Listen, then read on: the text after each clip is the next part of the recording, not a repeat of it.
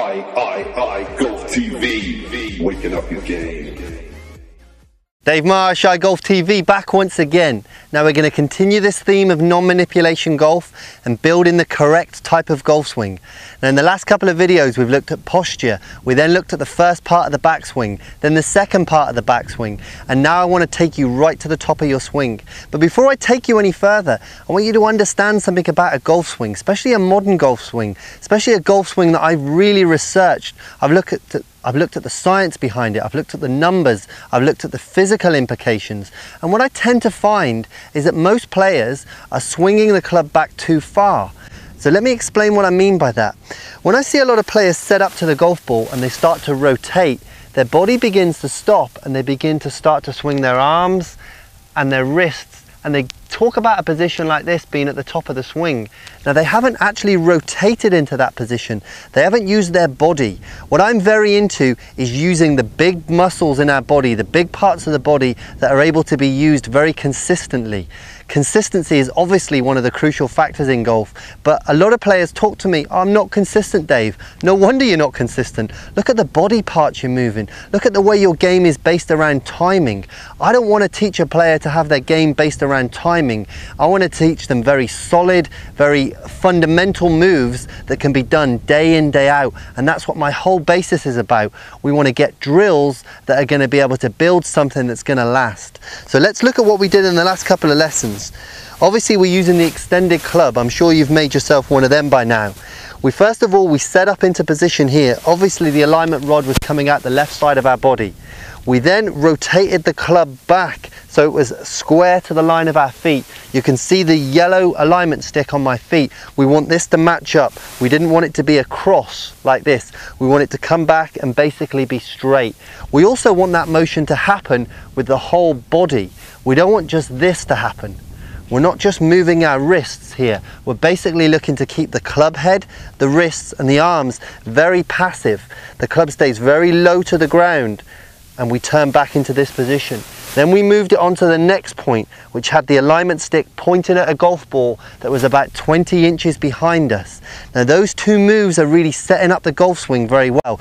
You can see from the reverse camera here down the line that the plane of my golf swing now is getting very similar to where it was at address. So you can see the line there is very similar to the line here. And that's a fantastic checkpoint for you to look at. We really want to make sure that these lines are working as consistently as possible. You can see when this club comes away from the golf ball, it's basically tracking that yellow line there, and that's giving us a great position. So those first parts of the backswing are very, very important and honestly cannot be practiced enough. So once we've hit this first position, there and then there, all we're basically looking to do is continue the momentum of rotating this body. But we basically want to rotate the body without moving the arms too much. So your golf swing is going to feel a lot shorter, especially when you practice it and it's more in what I'd call slow motion. When you get real speed into the backswing, then it will give you some extra momentum and you'll turn a little further. But right now, don't worry about a long backswing. We're going to rotate that club back to this position, hit our mark number 2, and then just continue to rotate. Basically where I am there is long enough in the golf swing. You can see that I'm really absolutely on plane there, or as close to plane as we can possibly get. I mean, I'm not talking about my own golf swing being absolutely perfect. Obviously I work on it myself all the time, but what I'm looking to do is try and get those lines as consistent and on plane as possible. I know that I go out and hit the golf ball then not only as straight, not only as far as possible, but I take an awful lot of the spin off the golf ball, and that allows me to hit shot after shot down the middle instead of having to try and manipulate the golf ball. So let's work through that one more time. We're going to get into this position here. We're going to work that club back to the first position, hit the second position, and then basically we're going to keep the right knee nice and still, and we're just going to rotate around that position. Now I'm holding that position there. What I want you to do is when we get to the top of this backswing, I want you to practice on holding it there. Because if you can't hold the golf swing there, basically you're going to start jumping out of position. But if you can turn nicely back into that position and hold it, you can see the flex in my right knee. My shoulder, my left shoulder is rotated underneath my chin. Now I'm ready from there to start a beautiful downswing motion. You can even hear in my voice that I haven't really changed the intensity of my voice. Often if you get into a position where it's very stretched, your voice will go very tight. So again, it's a really good exercise to see whether or not your breathing and your voice control can stay exactly the same when you've rotated to the top of your swing.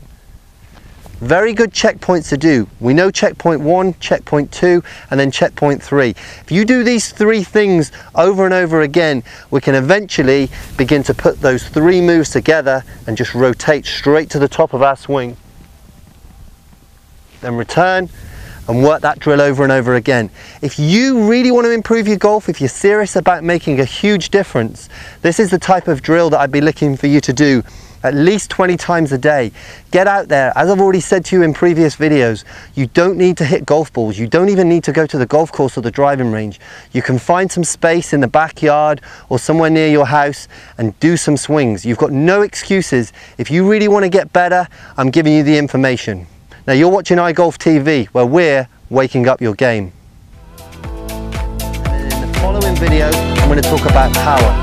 So let's talk a little bit about rhythm and speed of swing. We want to maximize speed of swing when we get down to